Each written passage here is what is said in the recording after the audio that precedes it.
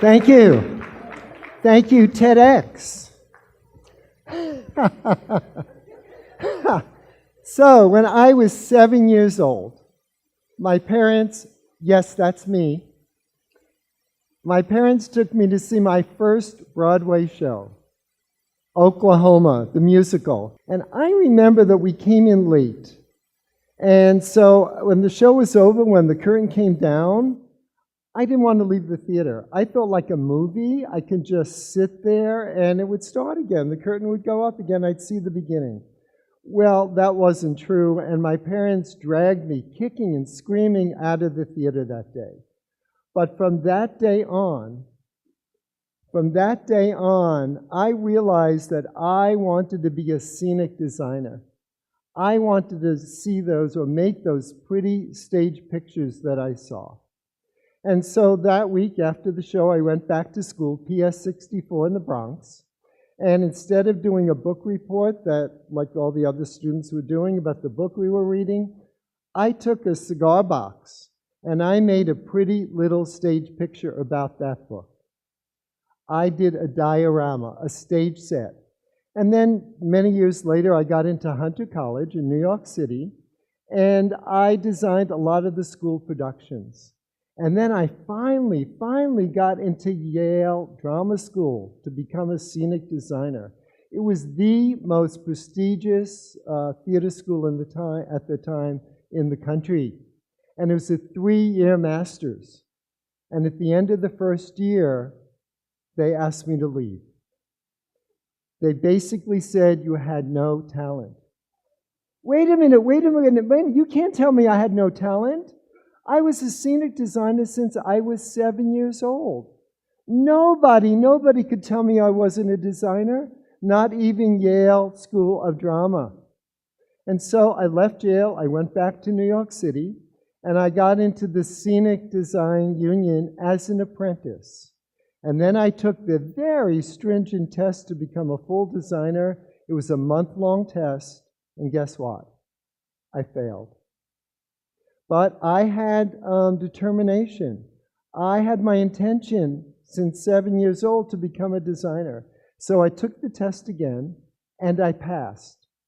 And this time, I was doing nationwide productions on TV, and my fellow classmates were still doing college productions. And I designed such shows as Merv Griffin, the Jackie Gleason Show, and my favorite, Captain Kangaroo. Many of you young people don't know who this is, but he was on TV, a children's show, for 30 years. And I learned a really great lesson on that journey, going from 7 years old to designing national TV. And that lesson, and the lesson I want to share with you today, is that our thoughts and our intentions create our reality. And you know, I thought over the years, what if my parents had, instead of a Broadway show, what if they took me to a wrestling match? Not what I want to be. So I went back to school, became the designer, and then fast forward, say, 40 years. I'm no longer a designer. I'm now an author and a professional speaker, and a division of Random House had published 7 of my books. And they were doing really well. They were sold 400,000 copies. And then Random House, cost-cutting measures, they decided to close that division. And the books were no longer in print. You couldn't get the books. That was it. And I called them up and I got the rights back to the books. And I thought, I'm going to try to sell the books to another publisher. Well, for a year and a half, I struggled and struggled. Nobody wanted the books. That was it, the end of the books. And I thought, sometimes when I struggle too much, it may not be the right thing. I'm going to just put my intention out there and get the books published. I knew the books would be published. And so what I did is I wrote out this card, and I put it above my desk on the computer, and I looked at it every single moment of the day I was at my desk. And it said, the perfect publisher will find me. The perfect publisher will find me. And about 2 months after I did this card, I went to this writer's meeting, and it was a theater setting, and I was sitting on the aisle, and a man next to me was turned around talking to 2 women. And I overheard them say to him, "We have a very successful publishing company, but we're looking for a new division, and we are looking for motivational, inspirational, joyous books." And I turned around and I said, "I have 7 of those books, and they are ready to go." And they gave me their card, and I looked at the card, and this was the first miracle. Their office was 5 blocks away from where I lived. So I didn't send them the books. The next morning, I took them the books, and the rest is kind of history. They have published 8 of my books, and I have another one. The manuscript goes to them next week. But you know, that's not the perfect publisher found me, but that is not the end of the story. They got too big for their little office, so they moved to a bigger headquarters, and they had this big party, and I walk in the door, and this woman comes right up to me, and she says, "Allen, you know, I own this company." She said, "You don't see me here a lot. I live in London now, but we are so glad that you're one of our authors." And I looked at her, and she said she knows me, and I looked and looked at her, and I thought, I don't know you. How come you can say you know me? And she said, "For 10 years, I lived across the street from you, and I'd watch you walk your dog every single day." The perfect publisher found me. I put my intention out there. I gave up struggling. So I invite you to use this. Do your own card, fill in the blank. The perfect college will find me. The perfect job will find me. The perfect boyfriend or girlfriend will find me. So, why is that? Because your thoughts and your intentions create your reality. So it's a beautiful Saturday morning in San Francisco. I'm in my car. I'm driving to the gym. I just had seen the Broadway musical Billy Elliot. I have the CD in my tape deck, and I am singing away. I'm happy. Electricity, electricity inside of me, and I'm free. I'm free.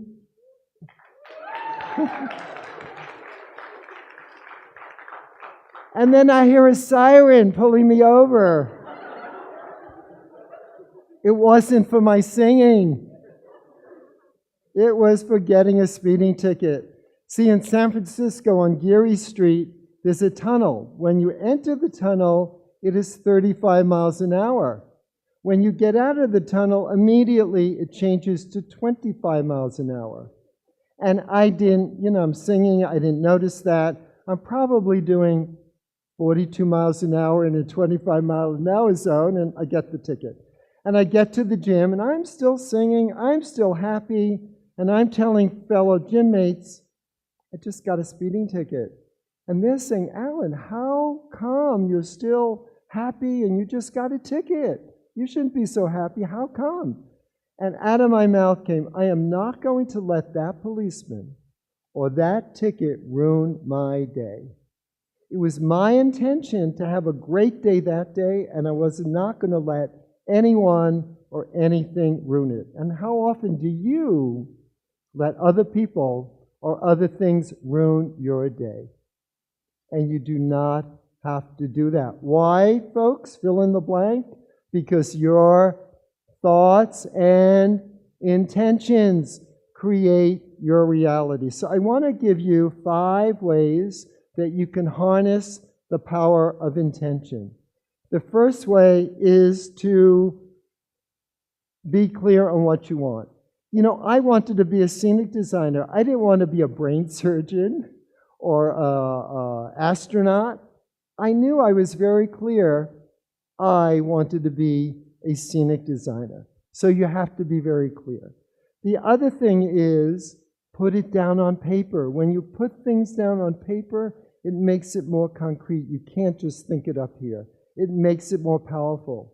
So I'm in New York City. My wife was from San Francisco. We'd come and visit every year, and I'd see these great Victorian houses, and I said, someday I want a Victorian house. And so in New York City, I would draw pictures of Victorian houses. And guess what, folks? I have a Victorian house. The power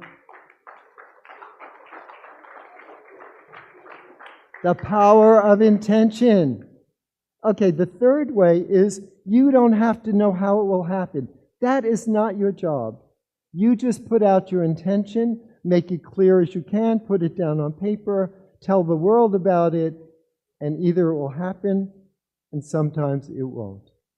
But that's not your job to figure out how it will happen. And also you need to act on it. You can't just write it down or think it up. You have to act on it. So several years ago, I'm watching TV. It's Thanksgiving Day, and I'm watching the Macy Day Thanksgiving Day Parade. And I used to go to it when I lived in New York City, and I'm thinking, God, I would love to march in that parade. But I had no idea how to do that. So I asked everyone I know, because I believe we're 6 degrees of separation from people that could help us achieve what we want to achieve. So I asked everyone I knew, and nobody knew how to do that. So I thought, I'm going to ask a lot more of my friends. So I put it on Facebook. 2,000 of my friends. I figured somebody might know. And a woman wrote back to me. She said, you know, Alan, I don't know anyone at Macy's. I don't know how I can get you in the parade. But she said, I'll tell you what. I'll just find out and I'll let you know. And so she found out. I contacted the right person. And in 2013, I marched in the Macy Day Thanksgiving Day Parade.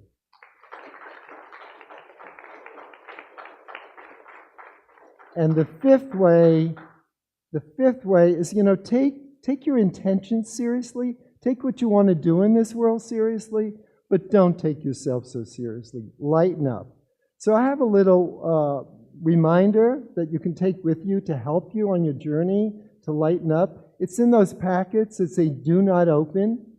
But you take the packet out. Don't open it yet.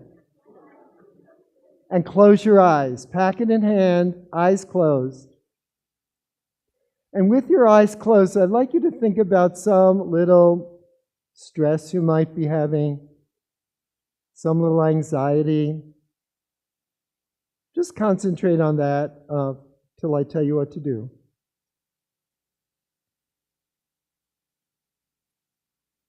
And with that in mind, what I'd like you to do is keep your eyes closed, but open that packet.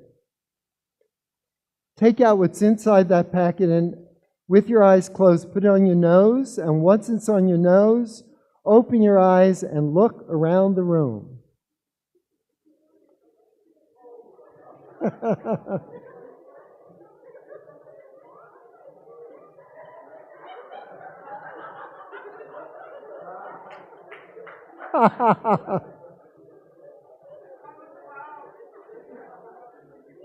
You all look great. You look like a patch of cherry tomatoes. So I invite you to take these and use it when you go out of here. Maybe use it in traffic jams. But play with your nose and see what happens.